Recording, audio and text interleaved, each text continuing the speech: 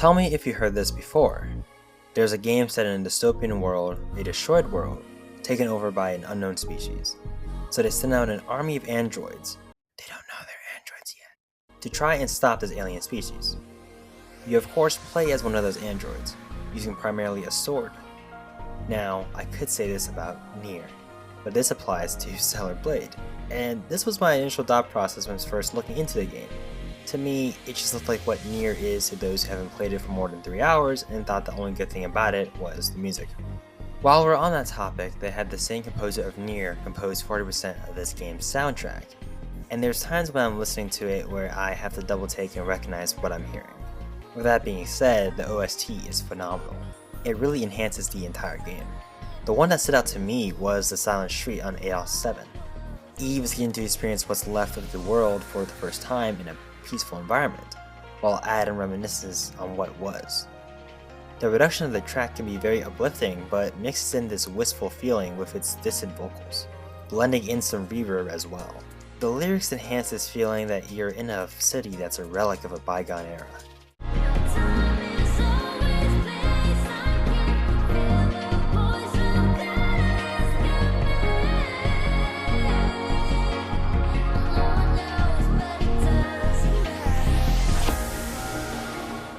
It is impossible to overstate how great the production in this game is throughout its runtime. From enhancing the vibes of its peaceful exploration to transitioning to the game's visceral combat. And the combat is one of the main things that stands out about stellarblade. Not at all similar to Nier, but more akin to Jedi Survivor. And actually does things I would like to see done by Respawn in a future title. Eve has your standard light and heavy attacks, very fast and responsive. The sword cuts through the enemies with great impact as well. It could at first feel like a button masher, but stellarblade quickly changes that perspective once you're introduced to combos. There is a good variety at your disposal, all with different nuances to consider when engaging in combat. Later on, you'll be able to do powerful combo enders that gives you armor but also is so powerful that you can interrupt the enemy attack. It's so satisfying to input the right combo at the right time, allowing you to keep the combo going. This adds so much for the player to consider when tackling a variety of combat scenarios. For the most part, you cannot rely on one combo in every fight, so it's great for promoting player mastery of these combos. This won't be the only thing you'll consider, as Eve will have a heavy set of skills known as beta skills. These work like a lot of other games where you can hold the block input and choose between 4 buttons to press to do powerful attacks. All of which are very unique in what they do. They are really responsive, and it will keep targeting whatever enemy you have locked on, no matter what position they may be around you. It's something that a lot of games struggle with, where you do an input and you're locked into an animation while the enemy dodges left or right, making you feel vulnerable, not powerful. This is not the case with stellarblade, and I greatly appreciate it. These skills are balanced out with an energy meter called beta energy. Look, it says it right there. This energy meter is charged by doing basic attacks to enemies, so it promotes the idea of using them as ways to extend your combos, and they feel really impactful, with smart usage between slowing down and speeding up animations so you can clearly see the attacks effectively hitting the enemy while feeling that impact yourself. The same can be said with the secondary set of skills called burst skills, which you obtain later in the game. You gain access to a new set of skills when holding the R1 button on PlayStation. The burst meter is charged when performing perfect dodges, while when parrying you get to charge up the beta energy. This also gives the player something to consider between the two. Should I parry or dodge so I can get a specific attack that I'll need in this fight? Further on in the skill tree, the game allows you to follow up perfect dodges and parries with powerful attacks that are just so saucy. Beyond the feel, there is some mechanical depth. Yes, like most games, parrying an attack or a few opens up most enemies for counterattacks. Pretty good stuff. In the case of stellarblade, the enemies have a yellow dotted meter below their health and shield called a balance meter, which enforces the use of parries more. Consistently parrying an enemy to the point they have no balance left leaves them open for retribution, where Eve does a satisfying finishing move and is always glorious to witness. What helps this feeling is that the enemies are just perfectly gross. Gross enough to the point where I just, want to slaughter them. But are not mindlessly placed enemies to just fight. There's a good variety of them too that push the player to use different strategies and attacks on them.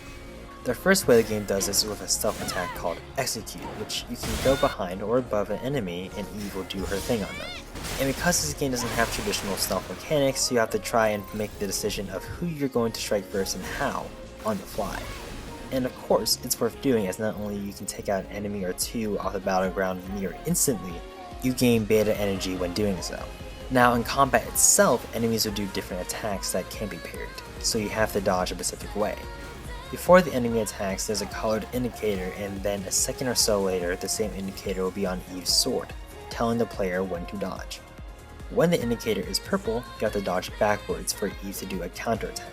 When the indicator is blue, you have to dodge forward and Eve will blink behind the enemy for a guaranteed stun attack, which can be followed up in a multitude of ways.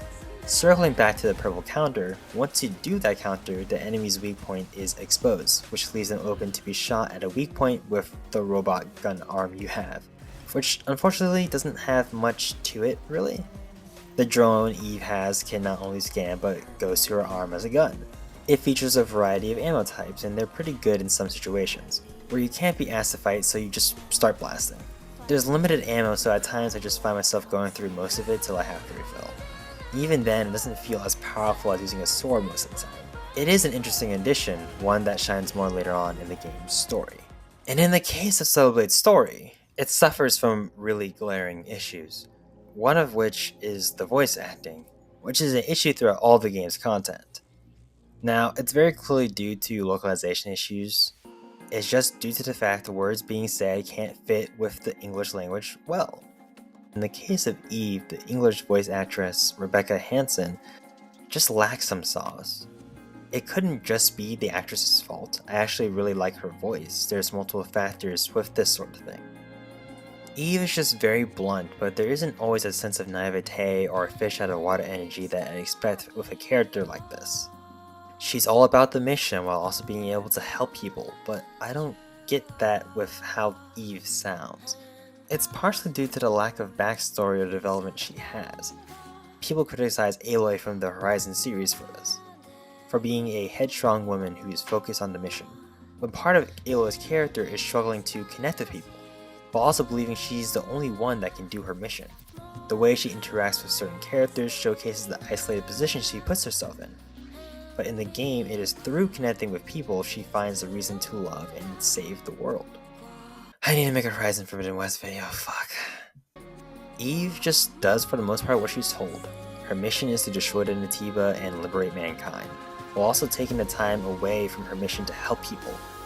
Throughout most of the game, there isn't a sense of moral confliction she faces. Even when there is something that questions the integrity of everything she knows, she pushes on because the plot needs her to. Basically, nothing happens with her character for 75% of the game. And that pretty much goes the same for all the main characters. Eve is the boss woman archetype. Adam, yes, Adam, Eve, you can see where things are going here. It's like the chill guy in the chair sort of vibe. Lily, like Lilith, is the quirky girl that's too naive for her own good most of the time. That's really the character dynamic throughout most of the game. They don't change, we don't see them develop much or showcase any meaningful interactions throughout the story. So the game just has us going from place to place with boring characters. So how are the places themselves? Well, let's talk about the city of Zion, the last bastion for humanity. I like the music here. You can tell it's very well made. But in all honesty, the city is dope. The buildings remind me of Hong Kong, but there's nothing profoundly interesting about the way they're designed. Especially disappointing when you realize this game takes place in the late 22nd century, and there's just nothing about any of the game's architecture that provides any memorable buildings. In the case of Eidos 7, there's just too much happening. Statues just seem like they're placed randomly and with no context. It feels like they're just here to fill up space. The game has you go through a lot of locations here, but they're memorable for the fact that, oh, this place is a library because, well, books. Or this is a construction site because, well, construction things. And it's unfortunate because, like I said, Eidos 7 is supposed to feel like you're going through a bygone era, reminiscing on what humanity was like. But the game honestly doesn't do that for me with its levels.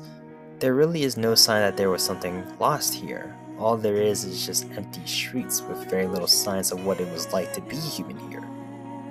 And when there is signs, it just feels very vapid, like they don't have much lasting impact to Eve. I just find it hard to believe that in a world where we have space elevators that the architecture just lacks so much personality and also just character.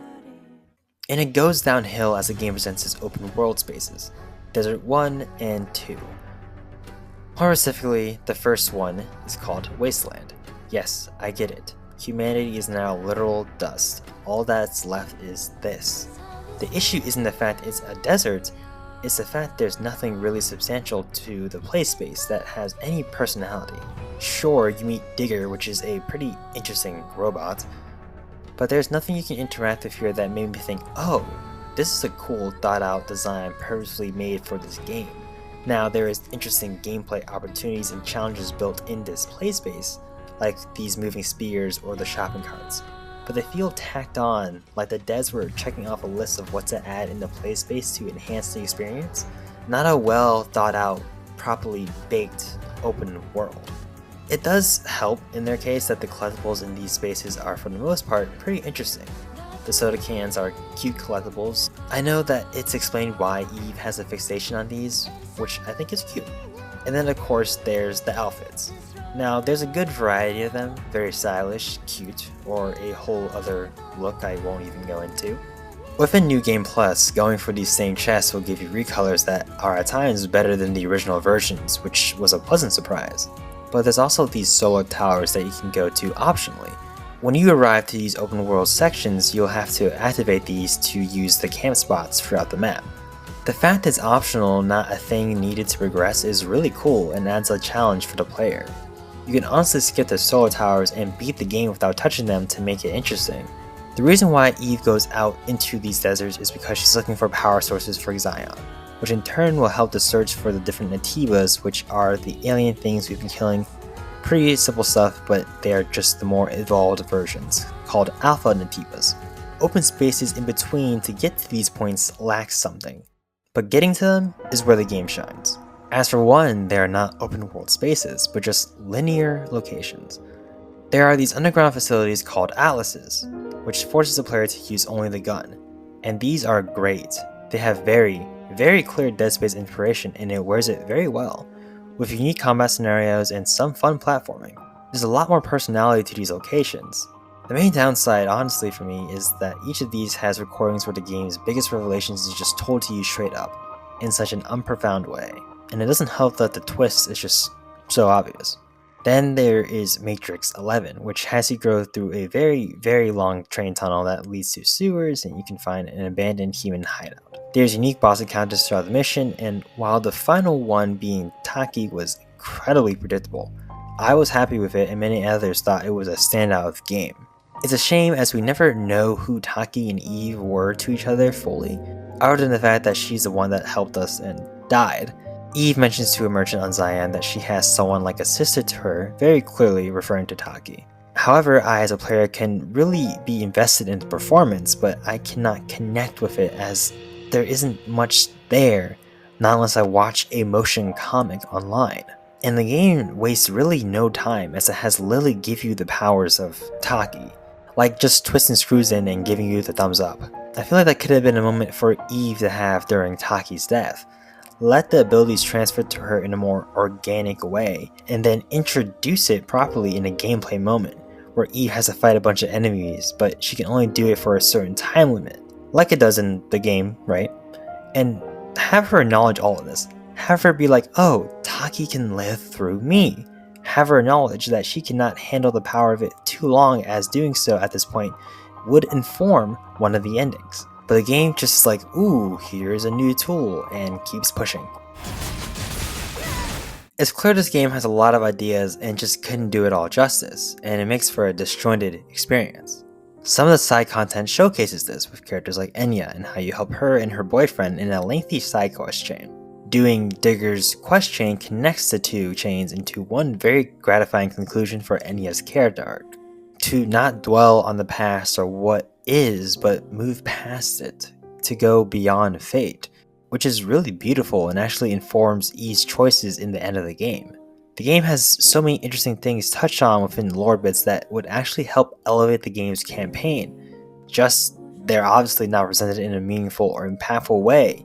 As well, yes, there are interesting ideas on display. It's bogged down by the game's structure of going here, collecting a thing, dialogue, go back, rinse and repeat sort of thing. Some side quests actually introduces new gameplay mechanics and features, such as fishing or getting haircuts. The fishing minigame is actually really fun and actually a nice change of pace. And the barber is a barber, actually has decent variety of hairs and color options. So yeah, I was actually pleasantly surprised when I found this. Some highlights within the side quest for me was this one when the player has to make a choice to tell the quest giver the hard truth of the situation or not. Another one has you go into an abandoned hypertube. And I was really disappointed to see this is only one of two that you can only interact with in the game. I actually had anticipated that the game would provide hypertubes as a way to travel between different regions, as they're fun to get around in. It would have been cool that throughout the map you can hop into these tunnels and get around quicker if you wanted to. But you're left just going to a camp, having to fast travel to the ship to then ask to be taken to the location you want to go, and repeat. Nier Automata's open world stood out as, yes, it was abandoned and had deserts, sure, but it all was baked into this one big play space you can go through, which helped enhance the experience. I feel like not having something like that in stellarblade greatly hurts the player experience of actually being able to connect with this world. The deserts are really just places you have to traverse, not its own proper character.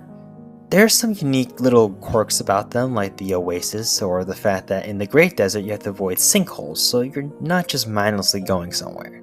That really just summarizes a lot of my issues with stellarblade, is that throughout most of the game's runtime, it lacks character. It's the final hours of the game is where it actually feels like I'm playing stellarblade, where you can actively feel the labor of love in all aspects of the game. Depending on how much you engage with the lore, you have to go through Eidos 9, and the mission objective is straight out of a 2010 DLC. This mission is important as it informs Lily's character. While going to her base is cute and memorable, it just highlights my issue of the game not being interested in developing these characters for most of its runtime. But I do feel something from being here. It helps that the game actually lets the characters experience something in a natural and human way. But it's when we arrive at Spire 4 where the game just hits you like a train and it just doesn't stop the momentum. It has a new snowy location that helps inform what's about to come next, new enemy types, and new aesthetic that looks sick. And of course, the boss fights in these last hours are just enough to make me jump out of my seat. When this boss was introduced the way it was, I was like, okay, cool. And we have some unique gameplay moments here as well, like the laser gates, testing patience and awareness of surroundings. Also, did I mention this game's aesthetic? It's like, holy shit. And boom, another saucy boss fight. Each boss fight has this feeling of like, oh, are we ending the game here yet? But no, it just keeps going. It also helps that each boss fight has some personality to them. Eve comments how these have strong emotions, and reading into it more, you can see that this was the only option humans had. To become these abominations built out of sadness and anger that their race is being annihilated. It kind of becomes a game where E's purpose is to liberate humans from their own suffering, which to me is just cool as hell. What have you done to yourself? I see all that pain. I'll put an end to it. And the scope and scale of these fights are just insane. Like, look, we are in space, shooting at a massive monster's weak points while falling down to orbit. It just has the sauce. I'm so sorry. It's a signal from the colony. Please hang in there. I sent out an SOS to the colony. Please, somebody, anybody, we need help! And while the sense of scope is greatly stepped up in these final hours, so are the performances. The line reads become really engaging, and it helps as the game's cinematic quality is improved as well. Yes, these sections are really visually engaging, but narratively there's a lot happening and not in an entirely rushed way. I was genuinely surprised that Raven was the unidentified Naytiba, mainly because of the fact she was just presented in giving us exposition, or it could be the fact that I really just wanted to beat the unidentified Naytiba, as she was a very, very hard fight. But like any good Souls, like, it's satisfying once you master the boss. The Oracle being a alpha Naytiba as well also shocked me, but it also makes sense on a second replay with certain dialogues. Can't help but say I'm a little disappointed though. Oracle's character as a concept is really interesting, but we don't get to know much about him throughout the game. It would have been cool if he was like a mentor figure for Eve, a person she could go to for counsel to help broaden her perspective on things. The conversations between them would help inform his character, but also give Eve some downtime to be a bit more vulnerable to process the things happening in the story, like the death of her comrades, or Taki. Raven is also someone I would have liked to learn more about. Like I said before the game's ending, she's just a character that offers exposition. We don't really get much in terms of a sense of intrigue, ascent to madness, or enlightenment from these dialogues with Raven. Let's take Dr. Darling from Control for example. We never meet him, but the reason why he is such a standout is not just because of his charisma, but it's due to how his character evolves throughout the game, kinda informing how serious the threat of the game is, and there's a clear character progression throughout most of his logs. This is my final message.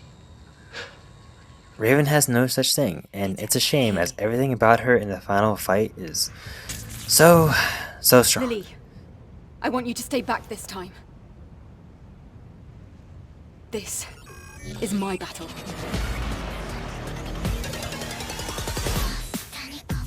The soundtrack, as expected, really enhances the fight. It stands out as well with it fitting the K-pop genre. And it fits the fight itself very well, given how fast and stylish Raven's fighting style is. But as it progresses, it becomes more glitchy, distorted, and sounds like a system is overloading, which informs how insane Raven is. And while I don't know much about her character, the final interaction between Raven and Eve just goes so hard. And when it comes to the final encounter itself, it wasn't surprising to me that Adam was the elder Naytiba.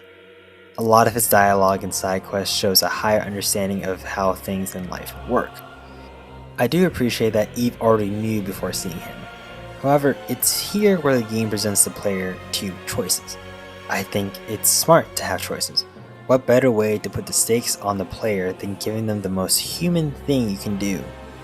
The power of choice. The choices give you two to three distinct endings. I say that as one of them is based on whether or not you go to Eidos 9 with Lily, which you can only do when you read up on specific lore bits to fill up her bar. I've only done the Return to the Colony and the Making New Memories ending, and they both have impacted me. More specifically, Making New Memories, as it does properly culminate everything you learn about the game's lore and progresses them. Eve actually has a place to have a thoughtful expression of how she feels. And despite my issues with her character, it does feel earned, especially with everything you may have learned through reading up on the lore. And with the fact Adam and Eve are merging together to create humanity, very much aligns with the game's biblical undertones, although such concepts weren't presented in the narrative in a meaningful way. Between the two choices, you'll have two distinct boss fights that have their own sense of stakes and spectacle. With the Making New Memories path, you have Lily's mech called Providence being hijacked by Mother Spear. And like, I don't know why they gave him a battle cry, like you are not him. Once you get the boss to a lower health, Lily will find a way to escape from the mech, giving Eve no reason to hold back. And it's the perfect way to end the fight, feeling truly powerful, able to go all in, and it doesn't lose its spectacle in the end. And when the game finally ends with Mother Sphere sending down angels to take out Eve and it just fades to black leading to the credits, man.